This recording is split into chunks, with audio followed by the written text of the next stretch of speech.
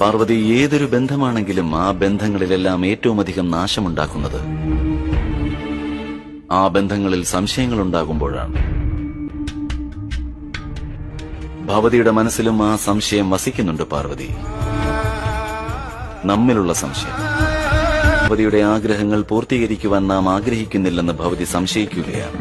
എന്നാൽ ഭവതി വിസ്മരിച്ചു, അഗ്നിയെ സാക്ഷി നിർത്തിയാണ് നാം ഭവതിയെ പാണിഗ്രഹണം ചെയ്തത്. നാം സമ്പൂർണ്ണ മനസ്സോടെ ഭവതിയെ പാണിഗ്രഹണം ചെയ്യുകയാണ്.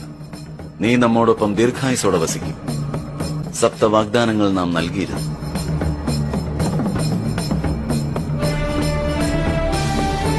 സ്മരിക്കേണ്ടതാണ് പാർവതി, ആ വാഗ്ദാനങ്ങൾ സ്മരിക്കേണ്ടത് തന്നെയാണ്. നാം നിത്യവും അങ്ങയുടെ ആജ്ഞകൾ പാലിക്കുന്നതാണ്, സദാ അങ്ങയുടെ സുഖദുഃഖങ്ങളിൽ കൂടെ ഉണ്ടാകുന്നതുമാണ്. നാം അങ്ങയുടെ ഗൃഹത്തിൽ സന്തോഷപൂർവ്വം വസിക്കും. അങ്ങ് എവിടെയാണോ വസിക്കുന്നത്, നാമും അവിടെ തന്നെ വസിക്കും. നാം ഈ വാഗ്ദാനങ്ങൾ പരസ്പരം നൽകിയതിനുള്ള കാരണം നമ്മൾ സദാ പ്രേമപൂർവ്വം പരസ്പരം സമർപ്പിച്ച് ജീവിക്കുവാൻ ആഗ്രഹിച്ചതുകൊണ്ടാണ്. പരസ്പര ബഹുമാനത്തോടുകൂടി ജീവിക്കുവാൻ ആഗ്രഹിച്ചതുകൊണ്ടാണ്.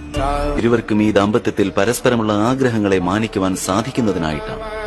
പരസ്പരം ഇരുവർക്കുമുള്ള കർത്തവ്യങ്ങൾ അറിയുവാനുള്ള അവബോധമുണ്ടാകുവാനാണ്. ഭവതിയെ നാം നമ്മുടെ ജീവിതത്തിൽ എല്ലാ രീതിയിലും പങ്കുചേർന്നു.